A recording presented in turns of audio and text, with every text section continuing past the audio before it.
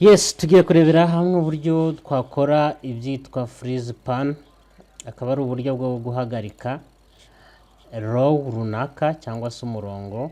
Dushobora no guhagarika column ku buryo iguma igaragara mu gihe turi guscrollinga. Mu gihe hari column turascrollinga tujya iburyo n'ibumoso, column igumeho. Mu gihe twa freezinze row nabwo icyo gihe turaza guscrollinga hasi, iriya row ize kuguma hejuru. Cyo kimwe nuko dushobora gufreezinga iyi column nayo twajya iburyo ikaguma hano. So let's get started and see how this is done. Okay, hano mfite file irimo data zitandukanye.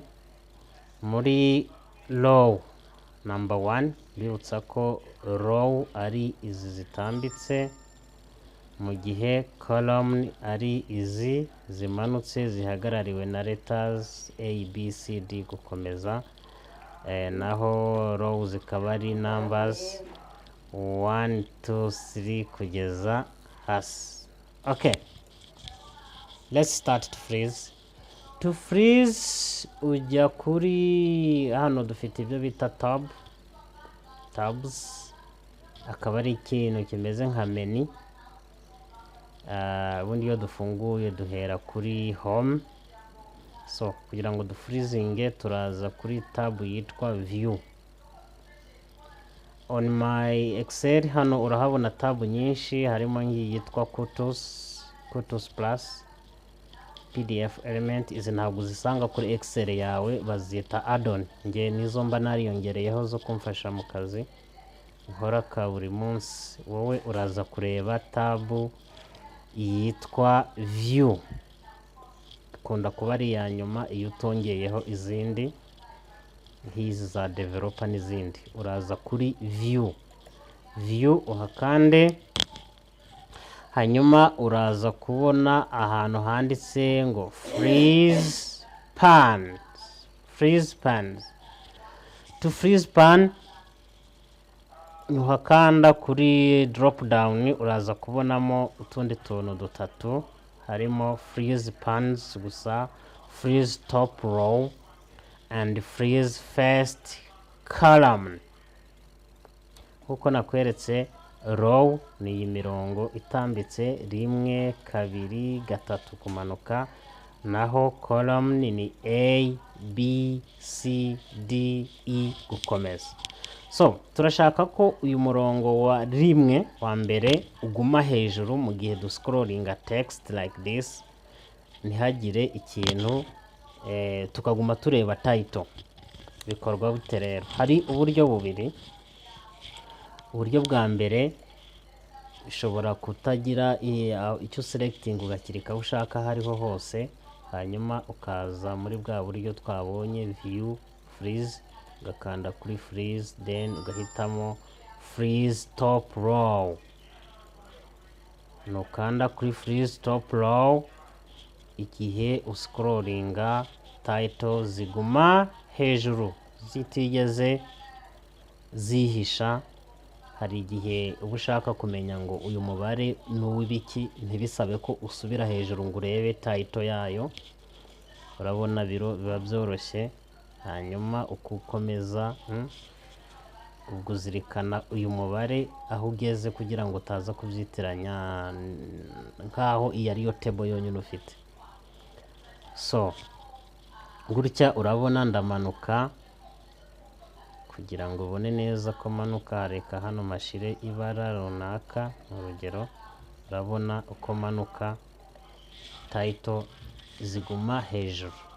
Ubu akaba ari uburyo bwa mbere bwo gukora freeze cyangwa se kugumishaho umurongo runaka.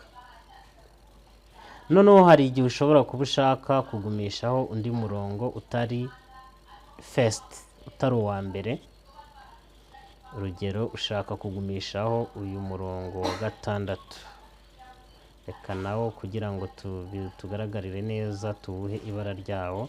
Turashaka ko uyu murongo wa gatandatu nawo utigera wihisha mu gihe turimo guscrollinga tujya hasi. Bikorwa bite rero? Icyo gihe uza kuri cell. Iyo tuvuze cell tuba tuvuze akazu kamwe kanditsemo ikintu muri Excel. It is a cell. Hanyuma cell uyiklikaho, ubwo nyine uyiselectinze. Niko baselectinga muri Excel, no guklikaho gusa iyo ari one cell. Hanyuma uze n'ubundi kuri view freeze pan, hanyuma uhitemo freeze pan. As we have already frozen our first row, turabanza unfreezing, hanyuma tuze kubona gufreezinga icyo dushaka. Tuvuge ngo freeze pan. Freeze pan. Icyo gihe imirongo yose iri hejuru yaho wa selectinze, urabibona ko na selectinze muri ku murongo wa 7. Aha handitse 45. Ni ukuvuga ngo kuva ku murongo wa 6 kuzamura gusubira kuri 1 biraba frozen. Frozen ni ukuvuga ngo ntabwo byigera byihisha. Urabona uko manura byo byagumyeho, ntibishobora kumuvinga. That was for column. Then let's see on row. Okay, now let's see how to freeze a column. Niyo mu gihe dushaka ko iyi column ya edge iguma igaragara mu gihe turi guscrollinga tugana iburyo, tubigenza dute? Ni ibisanzwe turaza kuri home, hanyuma tujye kuri view, then to choosing freeze first column. As you see, ni nkomeza gutya, edge iraguma igaragara mu gihe ibindi biri kugenda bimuvinga. See? Then we can unfreeze. When you unfreeze, it is removing. Okay, you can even select the column, come to freeze, then freeze pan.